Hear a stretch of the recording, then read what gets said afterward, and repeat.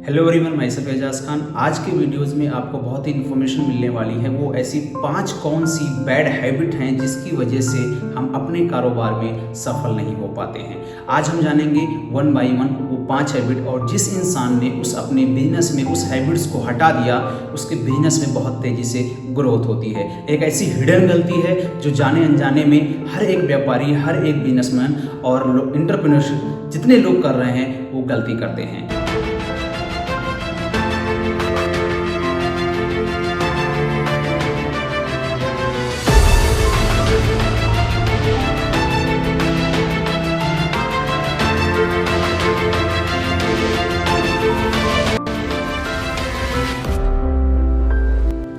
ये वीडियो उनके लिए है जो लाइफ में कुछ अलग करना चाहते हैं, जो फाइनेंशियल स्ट्रगल से बाहर निकलना चाहते हैं, लेकिन उनको पता नहीं है कि ऐसी कौन कौन सी बाधाएं हैं जो उनको फाइनेंशियली फ्री नहीं होने देती। अगर आप भी उन लोगों में से एक हो तो ये वीडियो आपकी थॉट को चेंज कर देगी। आज से आपको एक छोटा सा बदलाव करना है, वो है अपनी 5 आदतों को बदलना होगा। हैबिट आपको आपके गोल तक ले जाती है। हैबिट आपको रिस्क से लड़ने की क्षमता देती है। हैबिट वो है जो रिस्क से लड़ने के लिए प्रिपेयर करती है, जो डर को खत्म कर। हैबिट एक ऐसी चीज है जो आपको नॉर्मल ग्रोथ की जगह 20%, 30% से 50% आपको एक्स्ट्रा आपके बिजनेस में ग्रोथ देती है। तो क्या है वो 5 आदतें? चलते हैं, शुरू करते हैं। First one is no planning.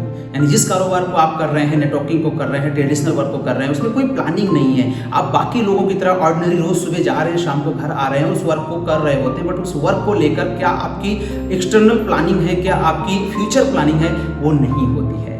जिसके पास नहीं होता है कोई प्लान, वो करता है अपने सक्सेस को बैन। तो आपको क्या करना है कि जिस बिजनेस को आप कर रहे हैं उसमें हर डे की आपको प्लानिंग करनी है कि कल हमको इस बिजनेस में कितना आगे बढ़ना है। अगर विदाउट प्लानिंग आप चल रहे हैं तो 100% आप में उसमें रिजल्ट नहीं पाएंगे। Second point, know learning habit, यानी सीखने की हैबिट नहीं है। जिस काम में आप काम कर रहे हो, जिस बिजनेस को लेकर आप चल रहे हो, अगर उसको सीखने की हैबिट नहीं पालते हो आप, तो आप बहुत ग्रोथ नहीं कर पाओगे। आपसे ज़्यादा ग्रोथ आपका कंपटीटर कर जाएगा।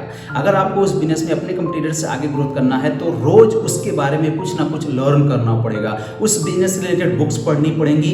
आपको नहीं पढ़ना लिखना आता है तो आप आज के टाइम पे तो सोशल मीडिया एक बहुत बड़ा प्लेटफॉर्म है जहाँ पे आप सुन के सारी चीज़ों को समझ सकते हैं और रोज अपने ब्रेन को कुछ नई चीज़, कुछ नई इन्फॉर्मेशन उस बिजनेस से रिलेटेड अपडेट करके आप नया काम कर सकते हैं। तब आप अपने कंपटीटर से आगे निकल सकते हैं। खुद को अगर जगाना है तो खुद को ये याद दिलाना है, लर्निंग वाली हैबिट पाल ले ताकि तुझे और आगे जाना है। Third point, negative self talk, यानी हमेशा निगेटिव बात करना उस बिजनेस से रिलेटेड, या आप अपने कंपटीटर से बिजनेस से रिलेटेड जब निगेटिव बात करते हो तो ये आपके बिजनेस के लिए एक बहुत बड़ी बाधा क्रिएट करती है। क्योंकि आसान है आदत लगाना लेकिन मुश्किल है उसको छुड़ाना। इसलिए कोई भी ऐसी नेगेटिव आदत मत लगाओ जिससे कि आप उसको छुटकारा ना पा सको। इसीलिए आप हमेशा पास्ट के पॉजिटिव अचीवमेंट को लेकर बात करते हुए अपने बिजनेस को लेकर फ्यूचर में प्लानिंग करो, ना कि नेगेटिव सेल्फ टॉक करो। ये नेगेटिव सेल्फ टॉक भी आपको अपने बिजनेस में एक ब्रेक की तरह रोक देती है और आप ग्रोथ नहीं कर पाते हैं। Fourth is single income source. ये एक बहुत बड़ी चीज है जो मैक्सिमम लोग नहीं करते हैं और एक ही बिजनेस को लेकर चलते हैं और फेल हो जाते हैं। एग्जाम्पल के तौर पे कोई एक काम आप कर रहे हैं और उसमें ग्रोथ मिलनी शुरू हो गई तो आप उसी को सब कुछ मान लेते हैं और बाकी सारे काम को आप डिनाई करना शुरू कर देते हैं कि मैं ही बेस्ट हूँ, मैं ही बेस्ट हूँ, मेरा एक काम बेस्ट है, बाकी सब फ्लॉप हो जाएंगे। इस चक्कर में जिस दिन आपका बिजनेस फ्लॉप होता है और उस इनकम से, उस आपके बिजनेस से जो इनकम सोर्स जनरेट हो रही थी उसके जरिए अगर आपने दूसरा बिजनेस नहीं डाला तो आप एक दिन बहुत धक्के खाएंगे। इसीलिए अगर एक बिजनेस आपका चल रहा है और वहाँ से जो भी कुछ अर्निंग हो रही है उस अर्निंग के जरिए पैरेलली कुछ दूसरा इनकम सोर्स भी शुरू कर दीजिए, क्योंकि मिलेनियर माइंड जितने भी लोग होते हैं उनका एक इनकम सोर्स नहीं होता है, उनकी अर्निंग के रास्ते 2, 3, 4 होते हैं। अगर एग्जाम्पल के तौर पर आप एक मोटर पार्ट्स का काम कर रहे हैं तो उससे आने वाली अर्निंग के जरिए आप मोटर पार्ट्स के नए काम शुरू कर सकते हैं। उसके अर्निंग के जरिए आप तीसरा पार्ट कोई और डाल सकते हैं जिससे आपका एक stable earning multiple sources create हो जाएं और आप ग्रो कर पाएं। और अगर आप सिंगल माइंडेड हैं, नैरो माइंडेड हैं, तो आप धोखा खा जाएंगे। इसीलिए एक इनकम सोर्स अगर जनरेट हो रही है तो उस पैसे से आप तुरंत सेकंड इनकम सोर्स भी जनरेट करें, क्योंकि जिसके अंदर टाइम पंक्चुअलिटी और टाइमिंग की प्लानिंग है वो इसी 24 घंटे के अंदर 10-10 तरीके के बिजनेस चलाते हैं, क्योंकि उनको टाइम मैनेजमेंट आता है। वो आपको भी सीखना पड़ेगा।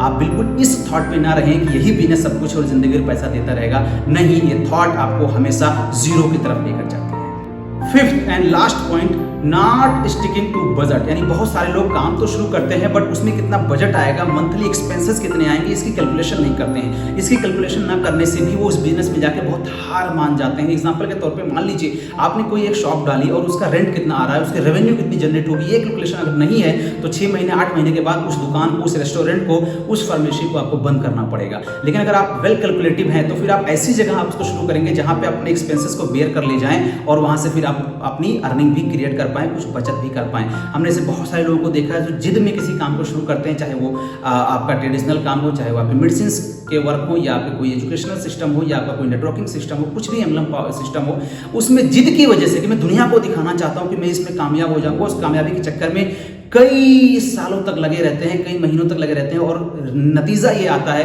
कि बहुत सारे वो अपनी जमा पूंजी भी खत्म कर चुके होते हैं, क्रेडिट कार्ड भी यूज कर चुके होते हैं, लेकिन उस बिजनेस में ग्रोथ नहीं करते हैं, जिद की वजह से अपना विनाश कर डालते हैं।